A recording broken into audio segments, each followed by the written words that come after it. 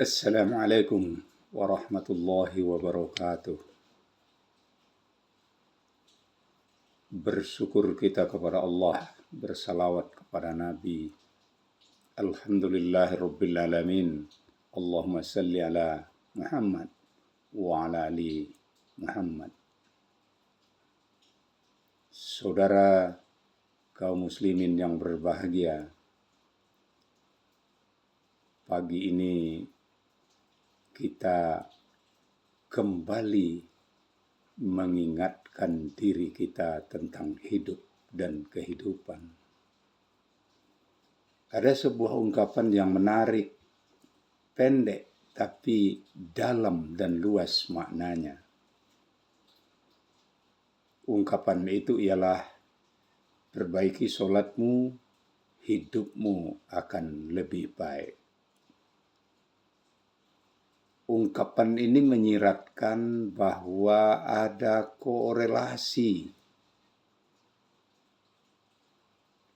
yang kuat antara sholat dengan kehidupan sehari-hari.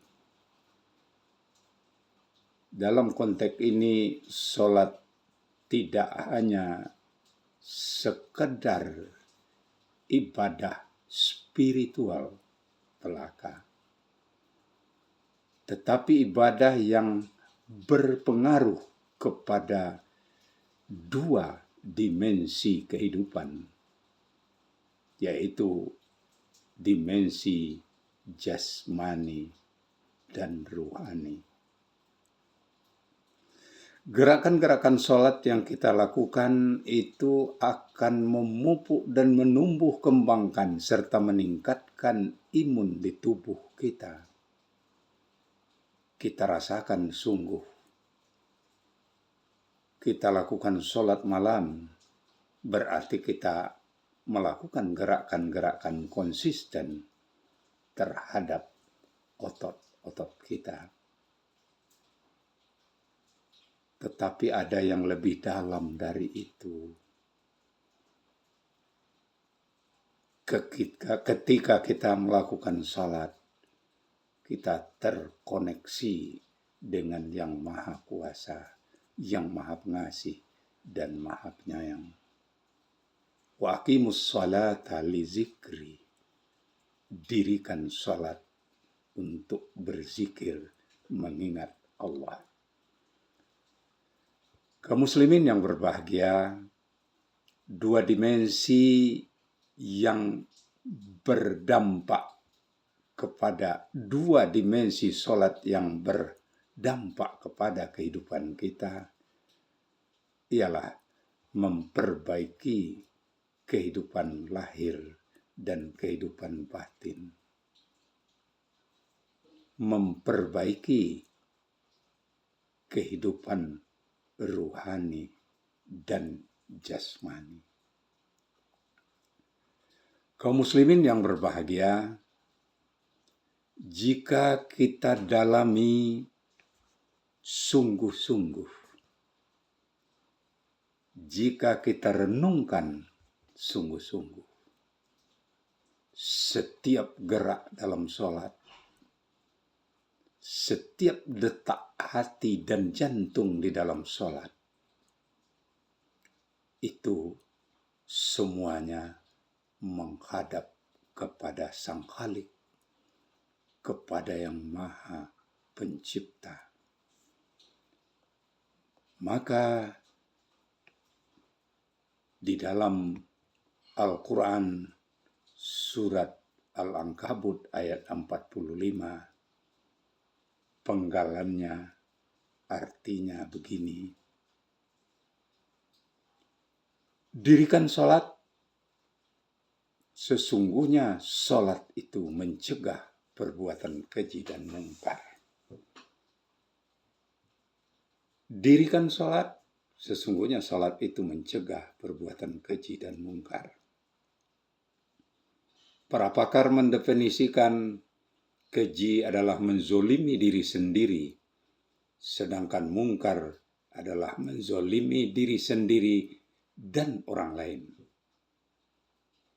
Dengan salat, kita akan dapat dan terhindar dari menzolimi diri dan menzolimi orang lain.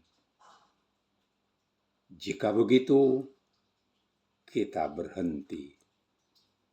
Kita tidak akan melakukan lagi penzoliman-penzoliman. Dengan menjauhkan diri dari penzoliman, dari kezaliman, berarti pula kita telah memperbaiki hidup kita. Berarti pula kita telah meningkatkan kualitas hidup kita. Saudara kaum muslimin, bila kita lihat teori hierarki kebutuhan yang dicetuskan oleh Abraham Maslow, dia mengungkapkan dalam pandangan eksistensialisme religius. Maslow menyebutkan adanya kebutuhan akan aktualisasi diri dan transendensi. Salat memenuhi kebutuhan transendensi tersebut. Hidup dianggap berkualitas atau well-being bukan hanya saat kebutuhan fisiologis terpenuhi, tetapi ketika individu memiliki makna hidup. Tanpa makna, manusia mengalami hampa keberadaan atau hampa eksistensi. Tetapi ketika manusia memiliki makna hidup, maka saat itu dia benar-benar merasa aman dan nyaman. Salat memberikan struktur makna tersebut, sehingga individu merasa aman karena merasa selalu dalam pengawasan dan perlindungan Allah.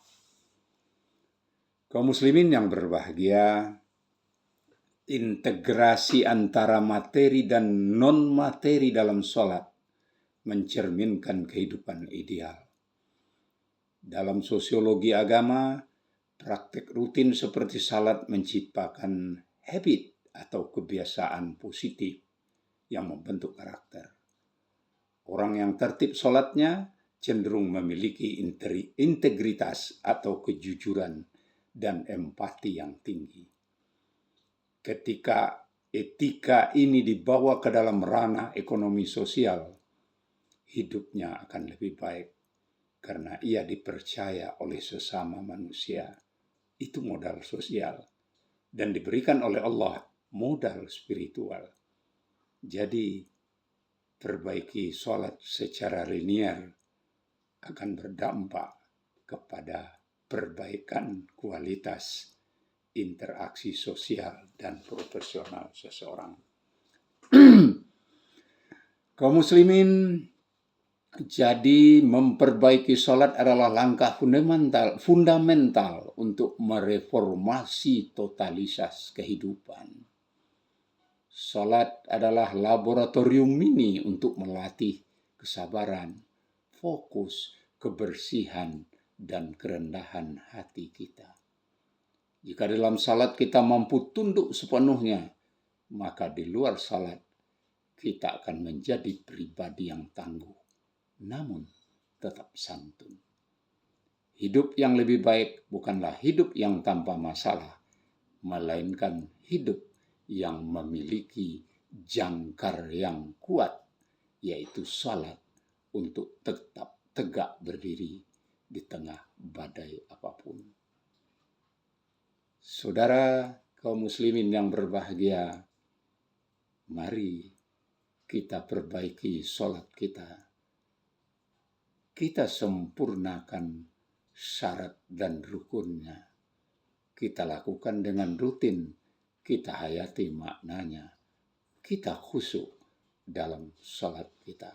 Sungguh beruntunglah orang-orang beriman yang khusyuk dalam salatnya. Insya Allah dengan meningkatkan kualitas salat kita, kualitas hidup dan kehidupan kita juga akan meningkat. Semoga bermanfaat. Mohon maaf Billahi taufiq wal hidayah. Wassalamualaikum warahmatullahi wabarakatuh.